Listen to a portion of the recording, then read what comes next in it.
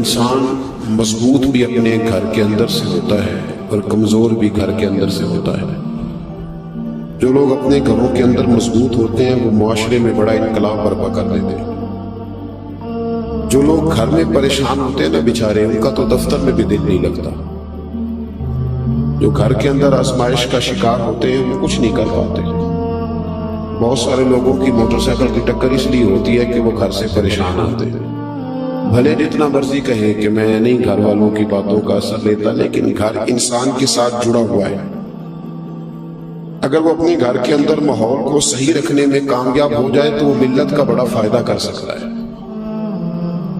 ہمارے بہت سارے نوجوان بڑے بڑے باصلاحیت ہوتے ہیں، باشعور ہوتے ہیں، لیکن وہ بیچارے اپنی بیوی اور اپنی اماں کے جھگڑے میں ایسا الجھ کے رہ جاتے ہیں کہ ان کی صلاحیتیں دب جاتی ہیں، کچھ نہیں کر پاتے۔ ہر وقت ذہن پر وہی چیز سوار رہتی ہے۔ اللہ تبارک و تعالیٰ نے ہمیں جو دین عطا فرمایا وہ بڑا خوبصورت ہے۔ وہ دین ہمیں مسجد میں آنے کا طریقہ بھی بتاتا ہے اور گھر میں امن قائم کرنے کا طریقہ بھی بتاتا ہے۔ ہم سمجھتے ہیں کہ مذہب اس وقت سٹارٹ ہوگا جب ہم وضو کر کے، ٹوپی پہن کے، جوتے اتار کے مسجد میں داخل ہوں گے۔ حالانکہ مذہب تو سٹارٹ ہوتا ہے ماں کی گود سے۔ مذہب سٹارٹ ہوتا ہے جب صبح آپ اپنے بستر سے اٹھتے ہیں، اور مذہب اتنی دیر تک آپ کے ساتھ رہتا ہے جب تک آپ دوبارہ سو نہیں جاتے۔ تو گھر کے اندر کا ماحول اگر درست رہے، گھر کے اندر کا، تو باہر بھی بہت ساری آسانیاں ہوتی ہیں۔ قرآن مجید نے کہا یا ایھا الذین آمنوا قوا انفسکم واہلیکم نارا، اے ایمان والو خود بھی جہنم کی آگ سے بچو اور اپنے گھر والوں کو بھی بچاؤ۔ خود بھی بچو اور اپنے۔ نیند آ رہی ہے ماشاءاللہ کافی سارے لوگوں کو۔ میں نیند سے اس لیے منع نہیں کرتا کہ نیند اللہ کی رحمت ہے۔ کئی لوگوں کو کئی گولیاں کھا کے بھی نہیں آتی، تو یہ اللہ کا فضل ہے، لیکن میری گزارش یہ ہے کہ گھر جا کے سوئیے گا، وہ ذرا زیادہ مؤثر رہے گا آپ کے لیے۔ تو آپ تھوڑی دیر میری بات پہ توجہ فرمائیں۔ فرمایا یا ایھا الذین آمنوا قوا انفسکم واہلیکم نارا، اے ایمان والو خود بھی جہنم کی آگ سے بچو اور اپنے گھر والوں کو بھی دوزخ کی آگ سے بچاؤ۔ حضرت عمر فاروق رضی اللہ تعالیٰ عنہ عرض کرنے لگے یا رسول اللہ صلی اللہ علیہ وسلم، یہ جو رب فرماتا ہے کہ خود بھی جہنم کی آگ سے بچو اور اپنے گھر والوں کو بھی بچاؤ، اس کا مطلب کیا ہے؟ نبی پاک صلی اللہ علیہ وسلم نے فرمایا اس کا معنی یہ ہے کہ جن چیزوں کا اللہ رسول تمہیں حکم دیتے ہیں ان چیزوں کا تم اپنے گھر والوں کو حکم دو، اور جن چیزوں سے رب رسول تمہیں منع کرتے ہیں اپنے گھر والوں کو ان چیزوں سے منع کرو۔ مذہب جو ہوتا ہے نا میرے بھائی، یہ روح ہے۔ وجود سارا صحیح ہو، اندر سے روح نکل جائے تو نہ آنکھوں کو دیکھنے کی لذت ملتی ہے، نہ کانوں کو سننے کا ذائقہ، سارا وجود بیکار ہے۔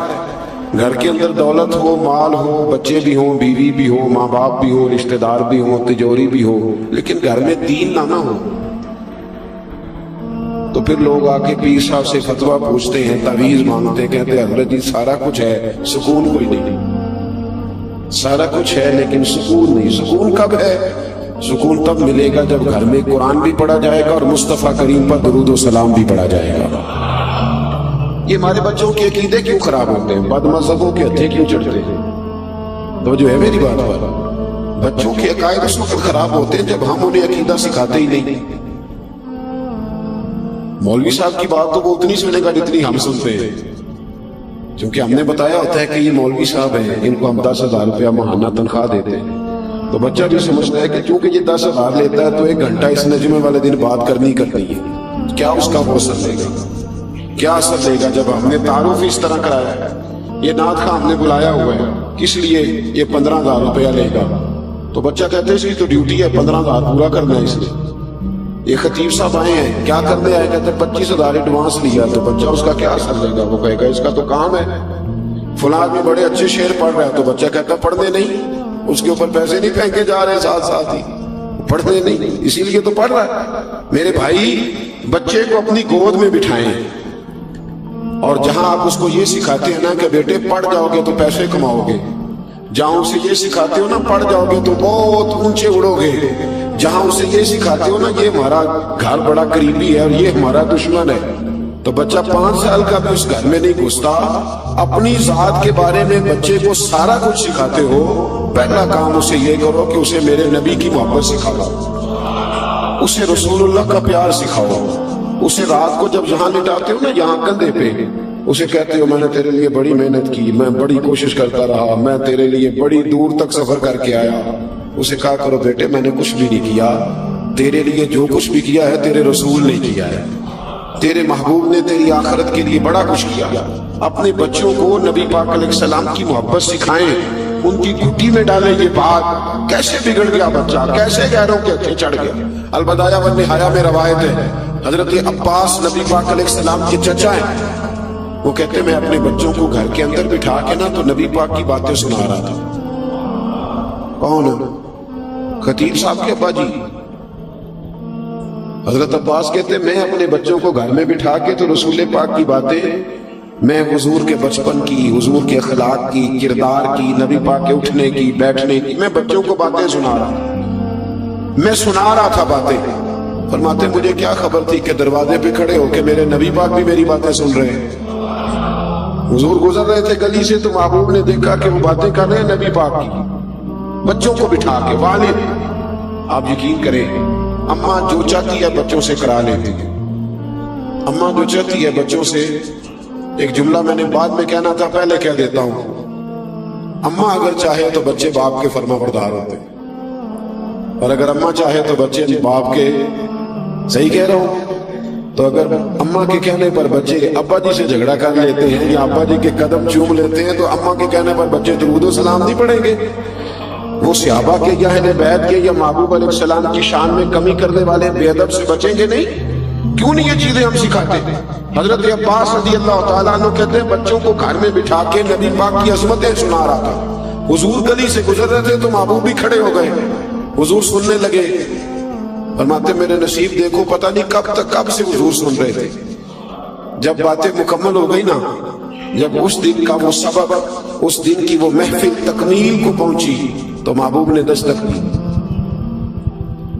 کہتے حضور نے دستک دی، میں نے دروازہ کھولا تو حیران ہی رہ گیا، اللہ کی ساری رحمتیں میرے دروازے پر کھڑی تھی۔ فرماتے رشک کرنے لگا میں اپنے مقدر پر۔ محبوب اندر تشریف لائے، بیٹھ گئے تو محبوب نے سن بھی لیا، پھر بھی پوچھا چچا کیا کر رہے تھے؟ پوچھ لیا لیکن تصدیق کے لیے پوچھا کیا کر رہے تھے؟ عرض کی یا رسول اللہ صلی اللہ علیہ وسلم، یہ عبداللہ، یہ باقی بچے کہہ رہے تھے مصطفیٰ کی کوئی بات سنائیں، تو محبوبہ آپ کے ہی تذکرے کر رہا تھا۔ حضرت عباس کہتے ہیں پہلے پوچھا پھر تصدیق فرمائی، کہنے لگے جو آپ کہہ رہے ہیں سچ کہہ رہے ہیں، میں بھی دروازے پہ کھڑا ہو کے سن رہا تھا، میں سن رہا تھا دروازے پہ کھڑے ہو کے، صحیح کہہ رہے۔ اب حضور نے رزلٹ کا اعلان کیا، تیرا بچہ کیسے ان کے پاس چلا گیا جو حضور کے علم غیب کا انکار کرتے؟ تو نے انہیں حضور کے علم کی بات بتائی نہیں؟ تیرا بچہ وہاں جا کر کیسے بیٹھ گیا جو کہتے ہیں کہ معاذ اللہ تعالیٰ حضور کو تو اپنا نہیں پتا آخری وقت کیسا ہو؟ کہاں کیسے چلا گیا تیرا بچہ ان کے پاس جو صحابہ کرام کے بارے میں کمزور جملہ بول، جو اہل بیت نبوت کے بارے میں کمزور، کیسے چلا گیا؟ اگر تو نے گھر میں بیٹھ کے محفل کی ہوتی، انہیں خود سکھایا ہوتا، خود، کیسے بگڑ سکتے تھے بچے؟ نہ ادھر ادھر کی تو بات کر، یہ بتا کہ قافلہ کیوں لٹا؟ مجھے رہزنوں سے غرض نہیں، تیری رہبری کا سوال ہے۔ تو پانی کس کو دیتا رہا اگر تیرا اپنا باغ ہی خشک رہ گیا؟ محبوب پاک علیہ السلام سے فرمانے لگے، نبی پاک علیہ السلام جناب عباس سے کہا میں نے سن لیا ہے اور میں اتنا خوش ہوا ہوں، اتنا خوش ہوا ہوں، سنو اب تمہیں ملے گا کیا؟ حضور کیا ملے گا؟ کہتے میرے سارے خاندان کی توجہ حضور کی جانب ہو گئی تو محبوب نے فرمایا حل لک لکم شفاعتی، فرمایا تم نے یہ کام کر کے نا اپنے بچوں کو میری عظمت سکھا کے، اپنے بچوں کو میرے گیت سنا کے، فرمایا تم نے اپنے اور اپنے خاندان کے حق میں میری سفارش کو حلال کر لیا ہے۔ فرمایا اب صبح قیامت میں تم سب کی سفارش کرا کے تمہیں جنت میں ساتھ لے کے جاؤں گا۔ بچوں کو رات کو بٹھایا کریں، میری بات سنیں گی، اللہ خیر کرے، ویڈیو آپ کو مل جائے گی انشاءاللہ تعالیٰ، ایک بانجو رہی ہے ہمارے ملک میں، اور کچھ بنا نہیں بنا، ہم سارے کیمرہ مین تو بانی گئے ہیں۔ وہ پہلے نا اس طرح ہوتا تھا کہ کوئی کسی بزرگ سے ملتا تھا تو کہتا تھا جناب دعا کرنا، اب کوئی کسی بزرگ سے ملتا ہے تو کہتا ہے ادھر دیکھا جائے فوٹو لینی ہے۔ وہ خدا کے بندو، دعا تو رہ ہی گئی ہے۔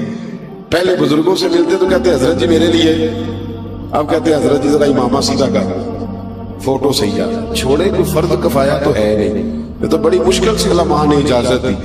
اور پتہ نہیں کیسے کیسے ہم کال ڈھونڈ کے لائے، جزیات عموم بلوا ہے، ابتلا ہے، کیا کیا ہمیں جزیات ڈھونڈنے پڑے، اور قوم نے اسے فرض کفایہ ہی بنا لیا ہے، آگے پیچھے بات بڑھتی نہیں۔ خدا را مہربانی، میں ایک جگہ پہ بیٹھا تھا کچھ عرصہ پہلے، 4 تصویریں لگی ہوئی تھی کمرے میں، میں نے کہا کہ یہ بھائی اتار دو، میں نے نماز پڑھنے کا تو پیر صاحب کی ہے فوٹو۔ میں نے کہ جب حکم آ گیا کہ جہاں تصویر ہے وہاں نماز جائز نہیں، تو مرید صاحب کی ہو یا پیر صاحب کی ہو، بات تو ایک ہی ہے۔ تو پیر صاحب کو نہیں پتا فوٹو نہیں لگوانی چاہیے، ویسے بھی فوٹو دیواروں پہ نہیں پیروں کی رکھنی چاہیے، پیروں کی تصویر دل میں رکھنی چاہیے، اور ہم نے دل میں سجا رکھی ہے تصویر یار، بس ذرا گردن چکائی دیکھ لی۔ اتنا شوق مجھ سے کوئی شخص پوچھتا ہے نا کبھی کہ فلیکس پہ فوٹو، تو میں کہتا ہوں چھوڑو یار، پہلے فلیکس پہ لگتی ہے پھر معاذ اللہ زمین پہ گرتی ہے، کیا ضرورت ہے؟ اور یہ جو القابات لکھتے ہیں نا بڑے بڑے اشتہاروں پہ، قوم کو تو پتہ ہی نہیں کہ یہ کیا کہا جا رہا ہے، قوم کو سادہ نام بڑی مشکل سے یاد ہوتا ہے، لہذا لمبے چکروں میں نہیں پڑھنا چاہیے، جو اماں ابا نے نام رکھا اتنا ہی کافی ہے، باقی کوئی کتنا دین کا کام کر رہا ہے یہ صبح قیامت خود بخود پتہ چل جائے گا۔ بس دعا فرمائے اللہ یہاں بھی عزت دے اور وہاں بھی اللہ پردے داری عطا فرمائے۔ میری بات پر ضرور غور کریں اور یاد رکھیں، اپنے بچوں کو بٹھائیں۔ دیکھیں نا حضرت عائشہ صدیقہ سے کسی نے پوچھا، میری بات پہ توجہ کرنی آپ، یہ بات آپ نے یاد رکھنی۔ حضرت عائشہ صدیقہ رضی اللہ تعالیٰ عنہ سے کسی نے پوچھا کہ اماں جی کیا وجہ ہوئی کہ آپ مسلمان ہو گئی، کیا سبب بنا آپ کے کلمہ پڑھنے کا؟ ہر آدمی کے ساتھ کوئی نہ کوئی بات ہوئی، کسی نے قرآن پاک سنا، کسی نے کچھ سنا، کوئی نہ کوئی واقعہ ہے، پس منظر ہے، تو اماں جی آپ کیسے مسلمان ہوئی؟ جناب عائشہ صدیقہ کہنے لگی مجھے کوئی ضرورت ہی نہیں پڑی کسی واقعے کی، اس لیے کہ میرے ابا جی جناب ابو بکر صدیق جتنی دیر گھر بیٹھے رہتے تھے محمد عربی کی نعتیں پڑھتے رہتے تھے، وہ رسول اللہ علیہ السلام کی تعریف ہی کرتے رہتے تھے۔ مجھے ضرورت پیش تو کس طرح تیرے بچے کو ضرورت پیش آتی ہے کہ وہ کہیں سے جا کے سیکھے، تو کدھر ہے؟ 3 باتوں کی ڈیوٹی ابا جی اور اماں جی کی ہے، نبی پاک نے لگائی ہے۔ حضور نے فرمایا 3 کام کرو، اپنی اولاد کو 3 چیزیں سکھاؤ۔ حضور کون سی؟ فرمایا ایک انہیں اپنے نبی کی محبت سکھاؤ، ایک انہیں اپنے نبی کے اہل بیت کی محبت سکھاؤ، اور تیسرا ماں باپ کی ڈیوٹی ہے، فرمایا اپنی اولاد کو قرآن پڑھنا سکھاؤ، تمہاری ذمہ داری ہے۔ گھر تب بنے گا جب ہمارے بچے رسول پاک سے جڑ جائیں، جب ہمارے بچے نبی پاک علیہ السلام کے غلام بنے، جب انہیں حضور کی سنت کا شعور آئے۔ ہماری اماں تو تھینک یو سکھانا فخر سمجھتی ہے، بیٹے تھینک یو بولو، او بی بی یہ ٹھیک ہے، یہ جب سکول جائے گا تو بولے گا، ہم دقیانوس نہیں ہیں، ہم قائل ہیں جدید تعلیم کے، لیکن تھینک یو کا ثواب کوئی نہیں، ثواب جزاک اللہ خیرہ کا ہے، اس کا اجر ہے، جزاک اللہ اس کا اجر ہے، یہ حدیث بخاری میں موجود ہے۔ نبی پاک علیہ السلام نے فرمایا جس نے اپنے محسن کو جزاک اللہ خیرہ کہا اس نے اس کا پورا شکریہ ادا کر دیا۔ تو یہ جملے تو نے کیوں نہیں سکھائے؟ یہ تیرے بچے کی زبان پہ کیوں نہیں آیا؟ ان فکروں کو تو نے کیوں اپنے گھر میں رائج نہیں کیا؟ بچوں کو دین سکھائیں، نبی پاک کی غلامی سکھائیں، انہیں رسول پاک علیہ السلام کی بارگاہ میں حاضر ہونا سکھائیں، انہیں بتلائیں کس طرح کر کے حضور صلی اللہ تعالی علیہ وسلم کی بارگاہ میں حضرت برا بن مالک حضور کے صحابی ہیں، ان کے بیٹے تھے طلحہ بن برا۔ توجہ ہے میری بات پر؟ جب آپ تھک جائیں تو بتا دیجئے گا، میرے ذمہ 1.5 گھنٹہ بولنا نہیں، میں تو 10 منٹ میں بھی ساری تقریر سنا لیا کرتا ہوں۔ خیر الکلام ما قل ودل، آمدام برسر حضرت برا بن مالک کے بیٹے طلحہ بن برا، 12-14 سال کا نوجوان، اور سارا دن میرے رسول پاک کی خدمت میں رہتے، سارا دن وہ سارے آداب سیکھ گئے جو باقی صحابہ کے تھے۔ کیوں بلا؟ اس لیے کہ ان کے ابا نے تربیت کی تھی کہ بیٹا دروازہ رسول پہ رہنا ہے۔ ان کے ہمارا تو بچہ داڑھی رکھ لیتا ہے تو اس کی اماں جب کہتی ہے بیٹے تیری ابھی عمر ہی نہیں، تو میں کہتا ہوں جو اماں سے پوچھ کے آؤ داڑھی کی کون سی عمر ہوتی ہے، اسے پوچھو تو صحیح۔ انہیں تو ابا جی کہتے ہیں بیٹے ابھی ٹھہر جا، تو مولوی بننے لگ گیا۔ اپنے گھر کے اندر دین کا ماحول پیدا کریں، ان کے عقائد کو بچائیں، ورنہ آپ کے جانے کے بعد کوئی فاتحہ پڑھنے والا نہیں ہو۔ ان پر پہرے داری کریں ورنہ حالات بگڑ جائیں۔ اور اس سے اگلا کام جو بڑا ضروری ہے وہ یہ ہے کہ بچوں کو اچھی سوچیں دیں۔ میری بات پہ توجہ ہے میرے بھائیوں کی؟ سوچ بچوں کو منفی سوچ نہ دیں۔ خدا را ہمارے معاشرے میں سب سے بڑا نقصان منفی سوچ کا ہے۔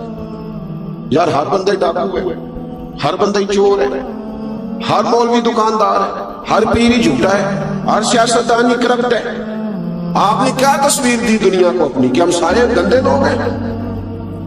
آپ ڈھونڈ کے دیکھ لیں 4 آدمی بیٹھتے ہیں رات کو ٹی وی پہ ٹاک شو کر دیں، سوائے ایک دوسرے پر تنقید کرنے کے کوئی اور کچھ نہیں ہے ہمارے پلے، اور جب وہ ٹاک شو ختم ہوتا ہے تو سوائے منفی ذہن کے ہمارے پاس کچھ نہیں بچتا۔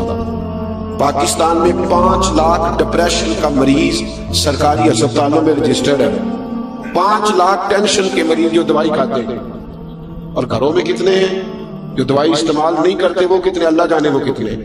اور ڈاکٹر کہتے ہیں ان سب کے پیچھے پس منظر یہ ہے کہ یہ منفی سوچتے ہیں، برا سوچتے ہیں۔ اگر کوئی غریب رہ گیا تو کہتے ہیں اس نے محنت نہیں کی، کام چور تھا، اگر کوئی تگڑا ہو گیا مالدار ہو گیا تو کہتے ہیں پتہ نہیں کون سا بینک لوٹ لیا ہے۔ منفی سوچے سارے معاشرے کو لے گئے، ہر عالم دین ہی صحیح نہیں رہا، ہر پیر ہی غلط ہو گیا، ہر درویش نے دکان ڈال دی، ہر بندہ ہی غلط ہے۔ یا ایھا الذین آمنوا اجتنبوا کثیرا من الظن ان بعض الظن اثم، اللہ فرماتے ہیں ایمان والو بعض گمانوں سے بھی بچا کرو، بہت سارے گمانوں سے بچو، بعض گمان بھی گناہ ہے۔ ٹھنڈی سوچ رکھے، اچھا سوچے، ضروری تو نہیں کہ وہ 2 بندے جو سامنے کھڑے ہو میرے خلاف ہی بات کر رہے ہیں، وہ ضروری ہے، ان کو اور کام کوئی نہیں میرے علاوہ، میں کیوں یہ سوچتا ہوں؟ بری سوچ نے ہمارا کوئی دوست نہیں رہنے دیا، ہمارا کوئی تعلق والا نہیں رہنے دیا بری سوچ نے۔ ہر شخص ہی ہمیں برا لگتا ہے، ہر شخص ہی۔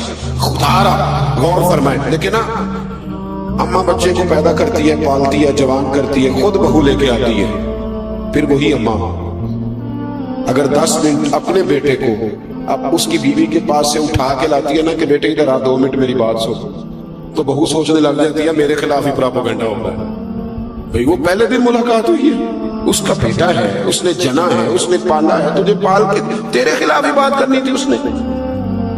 اپنے گھر میں مثبت سوچ کو پروان چڑھائیں، مثبت سوچ۔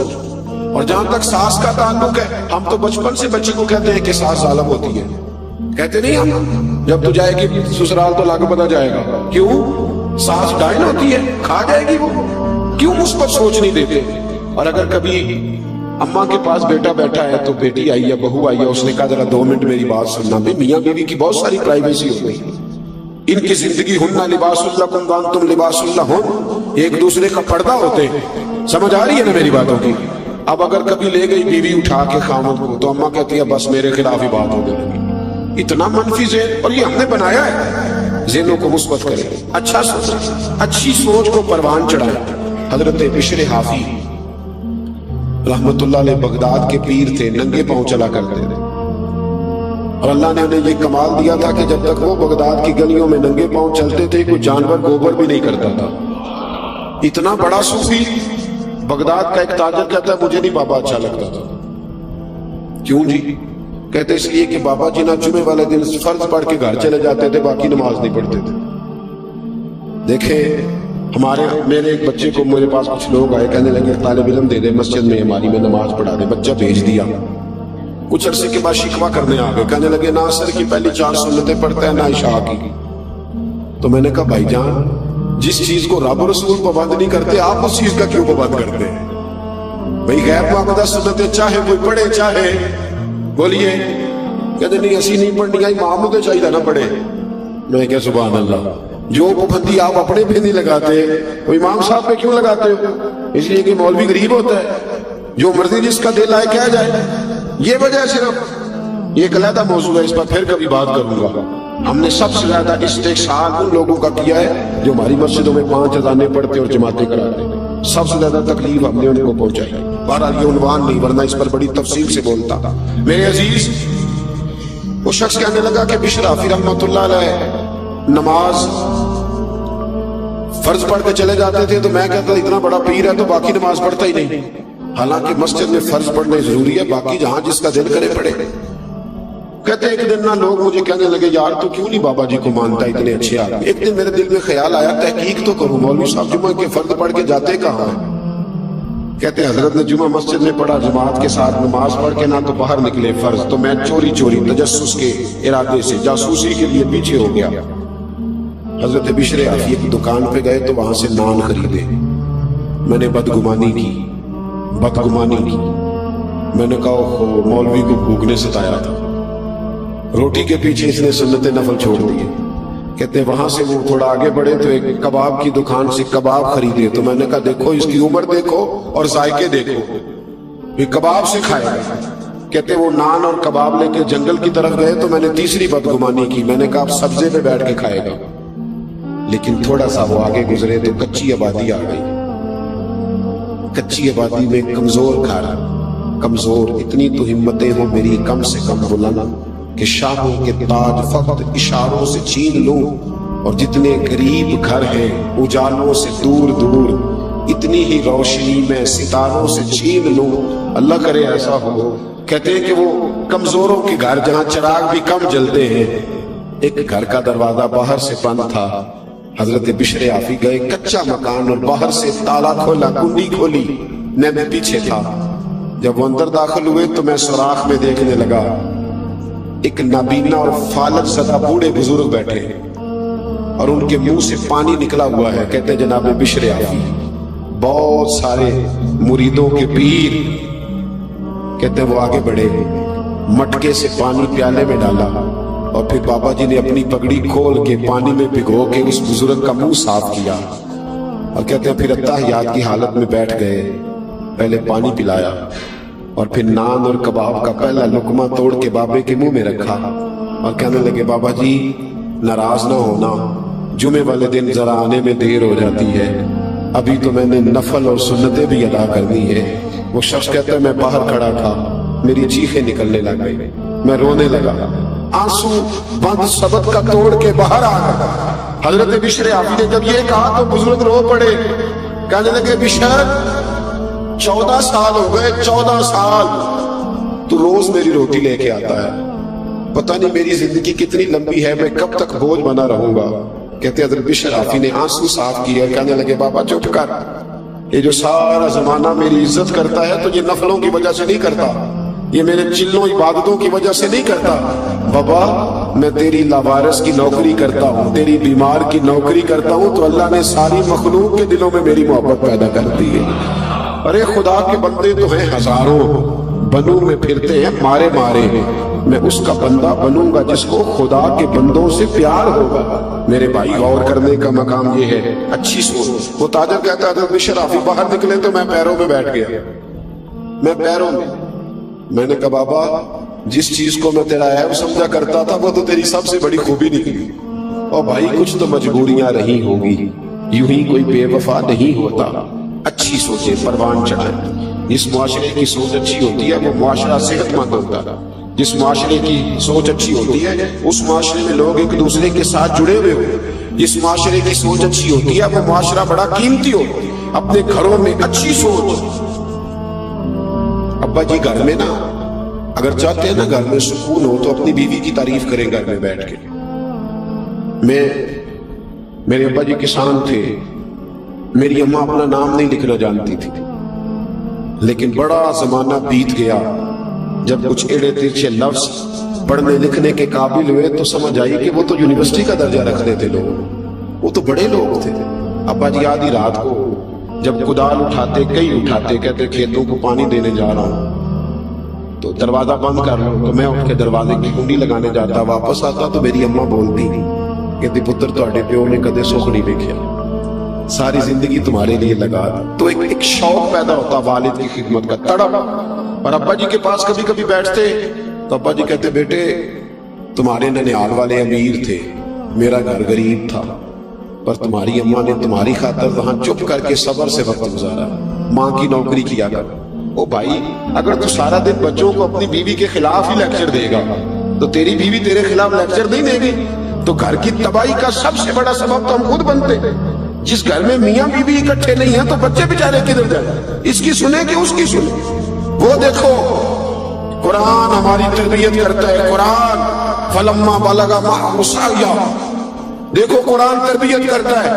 हजरत जनाब इब्राहिम छोड़ आए हैं बेटे को, और ढेर सारी रवायतें बताती हैं कि 13 साल दोबारा गए नहीं हजरत इस्माइल को देखने, 13 साल। और कुछ रवायतों में अगर उनका जाना है भी तो जाना है, वहां रुकना मौजूद, गए हैं और आ गए। 13 साल जिस बाप ने बेटे को पलट के नहीं देखा, ना स्कूल भेजा, ना कोई उस तरह का प्यार किया, लेकिन कुरान कहते हैं जब बेटा थोड़ा सा साथ चलने के काबिल हुआ तो क्या कहा, बेटे मैंने ख्वाब देखी, अन्नी अस्बाहु का, मैं तुझे सिवा कर रहा हूं, मैं तुझे تو بیٹے نے نہیں کہا ابا 13 سال کا میں ہو گیا ہوں، ایک دن بھی تو نے میری کوئی خدمت نہیں کی، کوئی شفقت نہیں کی، اور آیا ہے تو ذبح کرنے آ گیا ہے۔ تمام مفسرین کو دیکھ لیں اور تفسیر سے پڑھنا ہو تو علامہ اسماعیل حقی علیہ رحمہ کی تفسیر روح البیان کھولیں۔ علامہ اسماعیل حقی فرماتے ہیں کہ جناب ہاجرہ نے اپنے بیٹے کے دل کی گہرائیوں میں بات اتار دی تھی کہ بیٹا خبردار، اپنے ابا کے بارے میں برا نہ سوچنا، تیرا باپ معمولی آدمی نہیں ہے، انہیں تو اللہ نے اپنا خلیل بنایا ہوا ہے۔ یہ فیضان نظر تھا، یہاں کے مکتب کی کرامت تھی۔ سکھائے کس نے اسماعیل کو آداب فرزندی؟ یہ جناب ہاجر، یہ جناب ابراہیم کا فیضان نظر تھا، اور حضرت ہاجرہ کے مکتب کی کرامت تھی۔ سکھائے اس نے اسماعیل کو آداب فرزندی۔ خدا ہاں ایک بات اور کہہ دو، طلاقیں بڑی ہو رہی ہیں، بہت زیادہ شرائط طلاقوں کی، اور طلاق کی سبب عورت نہیں ہے، مرد ہے۔ عورت بیچاری کی تو عقل آدھی ہے، وہ تو بے وقوفی کرے گی، آدھی ہے نا وہ کی عقل، تو خامہ صاحب کی جی ذمہ داری کس کی زیادہ ہے؟ ناراض ہو گئے آپ لوگ؟ چلے ہو جائے کوئی بات نہیں، میں تو بات صحیح کر رہا ہوں، پوری کس کی ہے؟ تو پھر گھر کس نے بتانا ہے؟ اللہ تعالیٰ نے طلاق کی گرہ کس کے ہاتھ میں رکھی؟ تو پھر جو روز گرہ کھولتا ہے غلطی اس کی ہے نا۔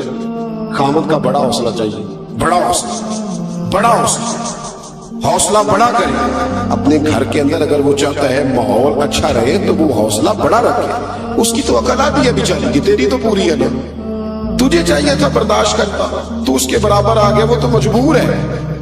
اس بیچاری کو تو سمجھ، دیکھے نا ایک بچہ چھوٹا ہے تو وہ کہہ رہا ہے کہ ابا جی میں نے گرمی میں ہی باہر جانا ہے، گرمی میں، تو اس کو تو پتا نہیں گرمی کتنی ہے، تو ابا جی کو تو پتا ہے نا، تو وہ چھوٹا ہے، عورت کی عقل بھی چھوٹی ہے، تو وہ تو بیچاری کچھ ایسے کام کرے کہ مجبور ہے۔ بہت بڑا نام ہے حضرت ابو الحسن کرکانی کا، بڑا نام ہے، مامون غزنوی ان کا مرید تھا۔ یہ تو بادشاہ کی بات ہے نا جی، ہمارے کسی آج کل کے کسی پیر کا مرید ہوتا مامون غزنوی تو انہیں پوسٹر لوا لینے سے کہنا ہے بھی میری کرامتیں بھی گنیا کرو، جس طرح آپ نہیں پوسٹر لگائے ہوئے فلانے کو آرام آ گیا سارے دم کرانے آ گئے، جڑے محرم راز حقیقت دے وہ تے راز حقیقت کھول دے ہی نہیں۔ آج جنہ ویکھیا نہیں وہ کرن گلاں، جنہ ویکھ لیا وہ تے بول دے ہی نہیں۔ کبھی بڑے لوگوں نے بھی اس طرح کہانیاں سنائی ہیں، قریب کھڑے کر کے سناؤ ان کو میری کرامت، یہ کیا بات ہے؟ اگر کوئی چیز اندر ہوتی ہے تو بتانے کی ضرورت ہے، وہ سمجھ آ جاتی۔ کیا دکانداریاں بنا لی ہیں، کیا تماشا لگایا، پوسٹر چھپے ہوئے، کارڈ بنائے ہوئے، ان چیزوں سے باہر حقیقت کا سفر کرے۔ کسی ولی کی سب سے بڑی کرامت یہ ہے کہ وہ تیرے اندر سجدے کا ذوق پیدا کرے، وہ تیرے اندر قرآن پاک پڑھنے کا شوق پیدا کرے، وہ تیری زبان پر مصطفیٰ کا درود و سلام جاری کرے، وہ تیرے لیے دین پر چلنا آسان کر دے۔ یہ کیا کرامت ہوئی کہ میں گیا تھا دم کرانے؟ کس حدیث میں لکھا ہے کہ 10 صحابہ آئے تھے مصر سے نبی پاک کے پاس دم کرانے؟ کس حدیث میں لکھا ہے کہ شام سے 20 لوگ دم کرانے آئے؟ کہیں نہیں لکھا۔ ہاں دم کرانا جائز ہے، تعویذ لینا جائز ہے، لیکن میرے نبی کے پاس جو بھی آیا کرتا تھا وہ مصطفیٰ کا دین سیکھنے آیا کرتا تھا۔ اصل کی طرف بات دور چلی جائے۔ حضرت ابو الحسن بہت بڑے صوفی گزرے، درویش تھے۔ ابو علی سینا سائنسدان ان کا مرید، ان کا مرید، بڑے بڑے لوگ ان کے مرید، محمود غزنوی عقیدت مند، لیکن حضرت کی زوجہ کی طبیعت میں کچھ تلخی تھی۔ توجہ ہے میری بات؟ اگر نوجوان میری آج اس بات پہ، شادی شدہ نوجوان اس بات پہ تھوڑا غور کریں گے تو انہیں نا دل ٹھنڈا کرنے کا موقع ملے گا۔ میں اتنا باعمل تو نہیں ہوں، لیکن لگتا ضرور ہے کہ یہ بات ذہن میں آئے گی نا آپ کے تو کچھ فائدہ دے گی۔ اللہ تعالیٰ آپ کو جزا دے۔ اب آپ بیٹھے رہیے، پیسے نہ لائیے گا، اللہ آپ کو خوش رکھے، اللہ تعالیٰ آپ کو برکت دے۔ اس کے بغیر بھی کام چل ہی جاتا ہے الحمدللہ، تو کوئی ایسا مسئلہ نہیں ہے۔ اس سے بھی تھوڑا سا بچنا چاہیے۔ جب آپ بس سے اسٹیج پیسے دیتے ہیں نا اس طرح کر کے، تو پھر وہ بندہ نہیں اچھا لگتا جو نہ دے رہا ہو، تو اس لیے ماحول ایک جیسا رہنے دے۔ کسی کی خدمت کرنا، وہ سارا کچھ کرنا، وہ سنت ہے، اس میں اختلاف نہیں، لیکن برسر اسٹیج نا استحصال ہونے لگ جاتا ہے۔ پھر غریب آدمی سامنے نہیں بیٹھتا، پیچھے ہو کے بیٹھتا ہے کہ نہ میرے کو دتی ہوتی تو ممی اگے بیٹھا۔ اس لیے مہربانی فرمائیں ان چیزوں سے اگر پرہیز ہو جائے برسر اسٹیج تو فائدہ ہوگا ملت۔ اللہ ہمیں توفیق عمل عطا فرمائے، آمین تو کہہ دے۔ میں بس بات سمیٹنے کی طرف آ رہا ہوں۔ حضرت ابو الحسن رحمۃ اللہ علیہ سے ایک شخص مصر سے ملنے گیا یا یمن سے ملنے گیا، اس نے 2-3 مہینے کا سفر کیا، حضرت کے دروازے پہ دستک دی، تعریف سن کے آیا۔ دستک دی تو اندر سے بی بی صاحبہ بولی، اماں جی کون ہے؟ طبیعت میں تلخی تھی، کون ہے دروازے پہ؟ نے کہا اما جی میں حضرت کا عقیدت مند ہوں تو بڑی دور سے آیا ہوں. تو اما کہنے لگی تجھے بھی کوئی کام نہیں جس طرح انہیں کوئی کام نہیں, فارغ ہے تو بھی؟ کہتا ہے میں تو بڑا ذہن میں زاویہ بنا کے آیا تھا, ذائچہ سارا ٹوٹ گیا. کہا چلے اما جی میں اب آ گیا ہوں تو مہربانی کریں بتا دے کہاں ہے. تو کہنے لگی وہ جنگل میں 10-12 فارغ لوگ اس کے پاس بیٹھے ہوں گے, اللہ اللہ ہو رہی ہوگی, تو بھی چلا جا گئی اور اب دروازہ نہ کھٹکھٹانا. وہ کہتا ہے کہ وہ میرے اندر سے وہ بات تو نکل گئی. میں نے کہا جس شخص کا گھر میں کوئی حال نہیں, میں نے کیا عقیدت کر دیا, لیکن چلو آیا ہوں تو مل لیتا ہوں. کہتے میں نے جنگل کی طرف منہ کیا, شام ہو گئی تھی. میں نے دیکھا کہ حضرت ابو الحسن خرقانی شیر پہ بیٹھے ہوئے, شیر انہیں گھر چھوڑ دیا. میرے اندر سے پھر بدگمانی نکلی. میں نے کہا دیکھو زوجہ قابو آتی نہیں, شیر پہ قبضہ کیا ہوا ہے. تو اللہ تعالیٰ اپنے بندوں کو یہ کمال دیتا ہے. ترمذی کے لفظ ہے اتقوا فراست المؤمن فإنه ينظر بنور اللہ. نبی پاک علیہ السلام نے فرمایا مومن کی فراست قلبی سے ڈرو, وہ تو اللہ کے نور سے دیکھ لیتا ہے. مومن کس سے دیکھتا ہے؟ اللہ کے. فإنه ينظر بنور اللہ, بے شک وہ اللہ کے نور سے دیکھتا ہے.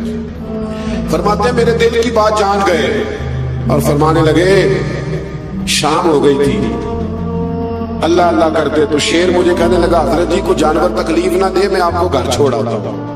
اور پھر فرمانے لگے میری بیوی بستر کی بڑی پاک ہے, پردے کی بڑی پابند ہے, غیر محرم کی جرت نہیں ہو میرے گھر کا دروازہ پھلانگ سکے, کھانا بھی وقت پہ دیتی ہے, بچوں کا خیال بھی کرتی ہے. بیچاری مجبور ہے, اس کی زبان میں تلخی, اگر میں نے چھوڑ دیا نا تو کوئی رکھے گا نہیں, رسوا ہو جائے. میرے بچوں کی ماں ہے, کہاں ٹھوکریں کھاتی پھرے گی. اور پھر فرمانے لگے سنو یہ جو میں شیر پہ بیٹھا ہوں تو اپنی بیوی کی وجہ سے بیٹھا ہوں. کہنے لگا حضور وہ کس طرح؟ فرمانے لگے میں اس بد زبان سے حسن سلوک کرتا ہوں تو اللہ نے یہ بے زبان مخلوق میری فرما بردار بنا دی ہے. بھائی تو تھوڑا سا حوصلہ کر, تھوڑا صبر کا مظاہرہ کر, اپنے گھر کو بچا.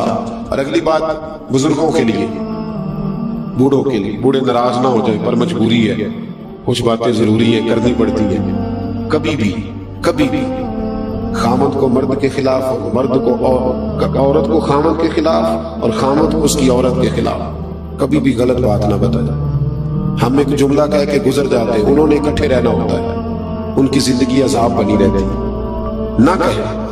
ابن حجر اسقلانی حدیث لائے, نبی پاک علیہ السلام نے فرمایا وہ شخص لعنتی ہے جو بیوی کو مرد کے خلاف اکساتا ہے یا مرد کو بیوی کے خلاف اکساتا ہے, وہ لعنتی. ان کی اچھی تربیت کرے, ان کو کہیں تیرا خامد تیرے حق میں اچھا ہے. نہ بچی کی اماں اچھا مشورہ دیتی ہے, نہ بچے کی اماں الا ماشاءاللہ. گھر ٹوٹتا ہے, گھروں کے اندر امن رہے گا تو معاشرے کو خوبصورت لوگ ملیں گے, اچھے لوگ معاشرے کو ملیں گے, اچھی فضا قائم ہوگی, اچھا طریقہ کا وضع ہوگا, اچھی چیزیں مارد وجود میں آئیں. خدا را اس بات پر ضرور غور فرمائیں.